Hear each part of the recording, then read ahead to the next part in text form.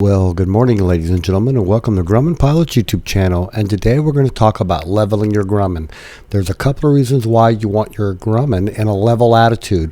One is for weighing the aircraft. That's so you get a good center of gravity and a weight and balance. And the other is occasionally you have to do an equipment install that requires the airplane be in a level attitude. So let's talk a little bit how we achieve that.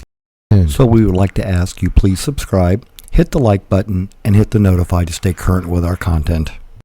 And when you follow the procedure in the maintenance manual, look at the pictures. That airplane's in level flight, but notice the nose wheel is actually lower than the mains.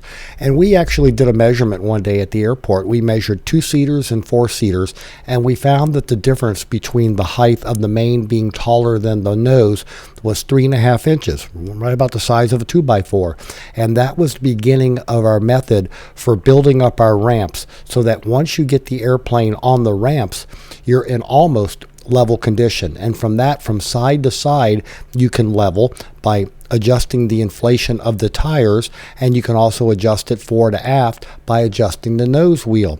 So that way you get it perfectly level. The other thing that when you do that, and you get them especially side to side between left and right, is that when you calculate your weights for calculating the synergy of the aircraft, the weight on either one of the landing gears will be very similar, like 501 pounds versus 502. There won't be a big mismatch, as if what happens if the scales or the aircraft's a little skewed sitting on the scales. But again, that's why you want to level your airplane. And the ramps here are nothing more than OSB on 2x4 frames.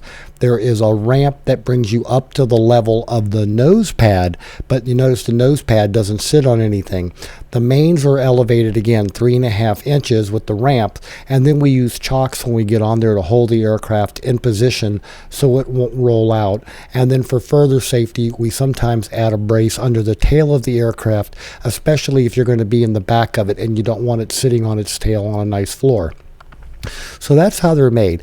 And as you can see here, it's really just what we said. It's a 2x4, and again, it's 3.5 inches, and it gives you enough wiggle room that you get so close that you can dial it in pretty accurately. Now, again, for instrument installs and for weighing of the aircraft for CNG, and we get that from the calculations, and then we measure from the firewall, and we find out that our main gears on most of our aircraft are 99 to 100 inches after the firewall, and the nose gear is about 16 to 17 inches forward. By the time you do all the math, you get a good accurate CNG on your aircraft. Now, considering that they only had to weigh 1 out of every 10 aircraft coming out of the factory, yours may not be accurate. I know you've been dutifully following the paperwork trail, but it may not be accurate. So schedule in your future sometime an actual weight and balance. You might be surprised. So ladies and gentlemen, that's a little bit about how to level your airplane. I had a night I couldn't sleep one night and built these. Hope you found them all useful and informative. Thanks so much for watching, and have a great day flying your Grumman.